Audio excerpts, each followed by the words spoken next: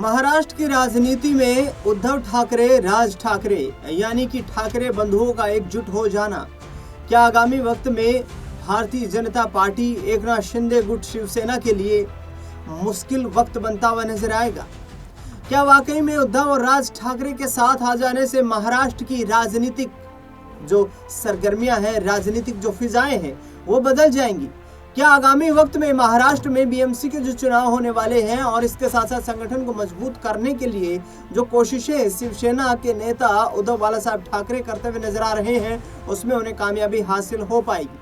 बता दें आपको कि आगामी स्थानीय निकाय चुनाव के लिए, कॉर्पोरेशन जैसे चुनाव के लिए सीधे तौर पर शिवसेना यूबीटी यानी कि उद्धव बालासाहेब ठाकरे की पार्टी का ये मानना है कि उद्धव और राज ठाकरे के साथ आ जाने से महाराष्ट्र में उन्हें जबरदस्त फायदा होने वाला है। दूसरी ओर तमाम राजनेताओं की प्रतिक्रियाएं सामने आई। कांग्रेस पार्टी के सांसदों ने कहा कि अच्छा हुआ कि उद्धव ठाकरे और राज ठाकरे एक साथ आ गए, क्योंकि इनकी पार्टी और परिवार को भारतीय जनता पार्टी ने तोड़ दिया था।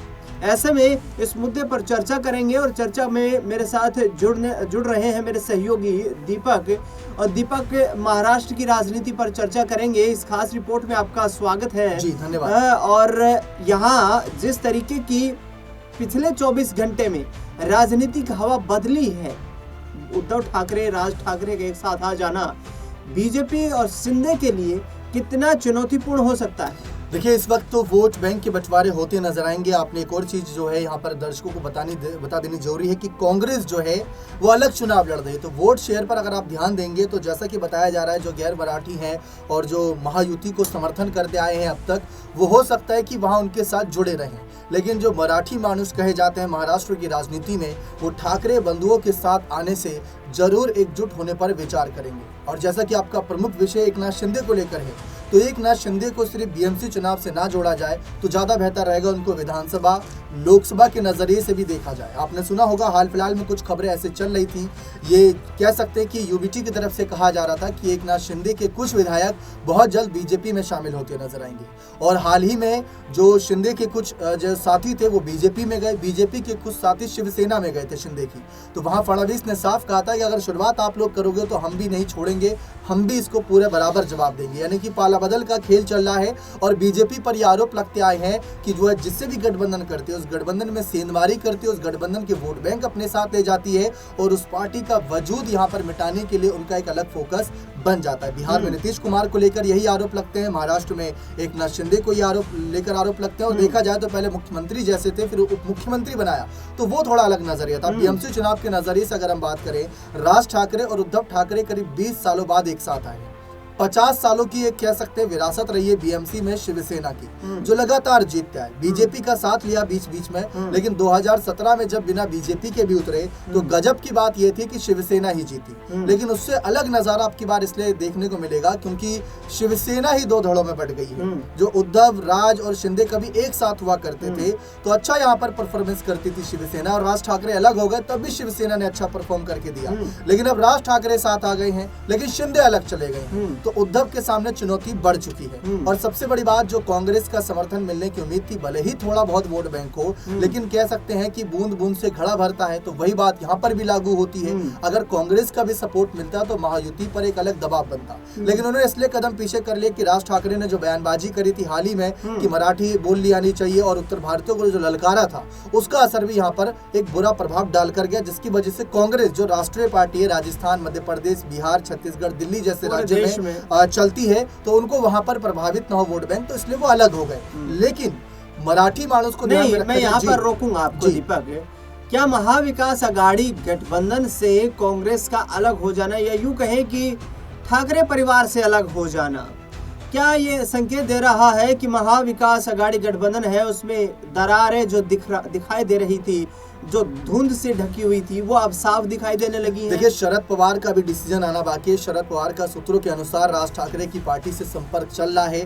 फिलहाल तो ठाकरे बंधु ही शिवसेना यानी यूबीटी जो है, उद्धव बालासाहेब ठाकरे वाली शिवसेना, और एमएनएस महाराष्ट्र नवनिर्माण सेना, उनके साथ मिलकर नजर आ रहे हैं। शरद पवार का इसमें क्या डिसीजन आता है अभी उसका इंतजार है। और दूसरी तरफ यहाँ पर शिंदे और बीजेपी में क्या बात बनती है, क्योंकि जैसा कि यहाँ पर कहा कि शिवसेना का दबदबा रहा, तो जो ये सीट बंटवारा होगा बीएमसी इलेक्शन में, उसमें शिवसेना को ज्यादा सीटें मिलती हैं या बीजेपी को मिलती हैं, वो भी निर्भर करेगा कि अगर एकनाथ शिंदे को वहाँ बराबर सम्मान नहीं मिला। हाल ही में जो एक चुनाव हुए थे उसमें शिंदे और बीजेपी ने बहुत अच्छा परफॉर्म करके दिया, राज ठाकरे 0 पर सिमट गए, उद्धव का बुरा हाल था। और विधानसभा में भी यही बात निकलकर सामने आई कि जितनी सीटें महाविकास आघाड़ी को मिली उसी के मुकाबले अगर देखा जाए तो एकनाथ शिंदे की शिवसेना ने उतनी अकेले सीटें निकाल दी। तो शिंदे को तो कॉन्फिडेंस है कि जनता उनके साथ खड़ी है, जनता बाला साहब ठाकरे के विचारों के साथ खड़ी है और बाला साहब ठाकरे के विचार शिवसेना को लेकर वो बीजेपी के साथ खड़े हैं, तो इसीलिए वो उनके साथ जा सकते हैं। लेकिन यही अगर हम देखें तो लोकसभा चुनाव के वक्त यही विचारधारा कहां चली गई थी, जब 12-12 सीटों पर कहा जा रहा था कि वहां पर उद्धव ठाकरे और शरद पवार की पार्टी ने कमाल किया, तो वहीं 7 सीटों पर सिमट गई थी शिंदे की शिवसेना। तो विधानसभा में अलग नजारा था, लोकसभा में अलग नजारा था, लेकिन जो एक कहा जाता है कि बृहन मुंबई नगर पालिका जो देश की सबसे अमीर नगर पालिका है, उसमें कौन जनता का दिल जीत पाएगा वो थोड़ा देखना रहेगा। बिल्कुल। और आखिरी सवाल ये रहेगा इस मुद्दे से जुड़ा हुआ कि ठाकरे बंधुओं का एक साथ आ जाना, क्या एकनाथ शिंदे भी अब विचार कर सकते हैं? क्योंकि पिछले दिनों उनके विधायकों पर भी आरोप लगे थे कि भाई कई करोड़ों रुपए की डील करके उनके विधायकों ने यहाँ पर सरकार बनाने में सहमति दी थी। तो ऐसे में एकनाथ शिंदे, पहली खींच तो उन्हें ये होगी कि उन्हें मुख्यमंत्री नहीं बनाया गया, दूसरी खींच ये होगी कि भारतीय जनता पार्टी के कथित तौर पर कई विधायकों ने यह आरोप लगाए एकनाथ शिंदे के विधायकों पर कि उन्होंने खरीद फरोख्त के जरिए सरकार को समर्थन दिया है। तो क्या एकनाथ शिंदे यहाँ पर का वोट बैंक यहाँ से जो उद्धव बाला साहब ठाकरे या राज ठाकरे की ओर शिफ्ट होता नजर आ सकता है? और यदि ऐसा हुआ तो क्या एकनाथ शिंदे बीजेपी का साथ छोड़कर फिर से ये एक संयुक्त शिवसेना बनती हुई नजर आ सकती है? देखिए, सवाल तो बहुत कह सकते हैं लाजवाब है, लेकिन इसका जवाब ये है कि हाल ही में शिंदे ने यही कहा कि जो ठाकरे बंधु साथ आए हैं वो मराठी अस्मिता को बचाने के लिए साथ नहीं आए या बीएमसी में क्या सुधार होने चाहिए इसको लेकर साथ नहीं आए, बस वो सत्ता पाने के लिए, सत्ता के लोभी हैं, कुर्सी के लालची हैं, इसीलिए ये दोनों साथ आए हैं। यही बात करिए। अब यही नजारा देखने को मिला था कि एमएनएस 0 पर सिमट गई थी विधानसभा में, और वहीं उद्धव की शिवसेना का तो बहुत बुरा ही हाल था। जिनको उम्मीद थी कि हम अच्छा खासा सीट पाएंगे, सरकार बनाएंगे, वो तो नेता विपक्ष की भूमिका में सही से नजर नहीं आ रहे, तो हालात तो बुरे बने। अब शिंदे ने जिस तरीके से शुरुआती संकेत दिए, संदेश दिया कि भाई ये सत्ता के लालच में एक साथ आए हैं, जिस तरीके से बयानबाजी कर रहे हैं उससे बिल्कुल स्पष्ट नहीं होता। लेकिन एक चांस बन सकता है तब जब यहाँ पर अगर हम देखें, एकनाथ शिंदे ने जो साथ छोड़ा था उद्धव का, ये कहते हुए छोड़ा था कि बाला साहब ठाकरे होते तो कभी कांग्रेस के साथ हाथ नहीं मिलाते, कभी शरद पवार के साथ नहीं जाते, वो बीजेपी के साथ रहते, हिंदुत्व के मुद्दे पर रहते, और कांग्रेस उसी को लगातार तार करती आई है। लेकिन आज अगर हम देखें तो आपने भी देखा होगा दिनेश सर कि कांग्रेस ने अपने कदम खुद पीछे कर लिए। तो यही बात शिंदे को दिख रही होगी कि अब कांग्रेस पीछे हो चुकी है, महाविकास आघाड़ी में दरार यहाँ से एक और भी समीकरण तो बन सकता है ना दीपक, समीकरण ये बन सकता है कि अब तो इनके हाथ में सत्ता की चाबी हाथ लग सकती है।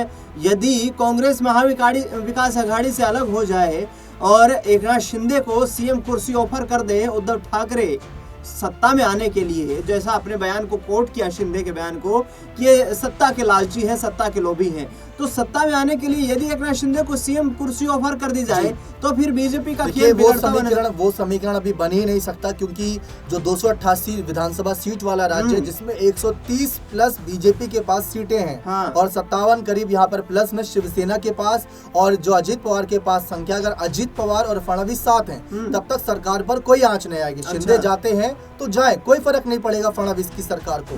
फिर फडणवीस और अजित पवार मिलकर सरकार चलाने के लिए उनके लिए तो अच्छी बात ये रहेगी कि जो शिंदे के मंत्री बना रखे हैं, जिन पर आए दिन कुछ न कुछ आरोप लग रहे हैं, शिंदे को उप मुख्यमंत्री बना रखा है, फिर वो पद कम होंगे, वो पद अपने बीजेपी के नेताओं को संतुष्ट करने के लिए, अजित पवार अपने नेताओं को संतुष्ट करने के लिए आपस में बांट लेंगे, भविष्य में जब चुनाव होगा तो बांट लेंगे वापस। बिल्कुल, कुल मिलाकर निष्कर्ष ये दिखाई देता है कि उद्धव ठाकरे राज ठाकरे के साथ आने से और शिवसेना एकनाथ शिंदे गुट भी यदि वहां पर चला जाए उनके साथ, तो अभी सरकार पर कोई असर नहीं पड़ने वाला है।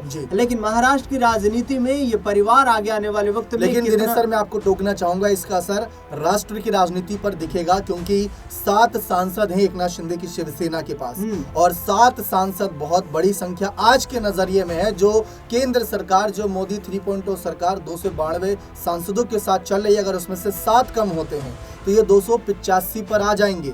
और वहां पर अगर कभी चाचा नीतीश का या किसी और नेता का मन बदला, जिनको लेकर आए दिन कयास लगते रहते हैं, तो वो केंद्र सरकार की राजनीति पर असर डाल सकते हैं। बिल्कुल, तो क्षेत्रीय दलों की भूमिका काफी अहम है, न सिर्फ राज्यों में सरकार चलाने के लिए बल्कि केंद्र सरकार चलाने में भी। दीपक ने बहुत दिलचस्प जानकारी साझा की है। फिलहाल आप अपनी राय प्रतिक्रिया हमें कमेंट बॉक्स में जरूर बताएं। इस खास रिपोर्ट में इतना है।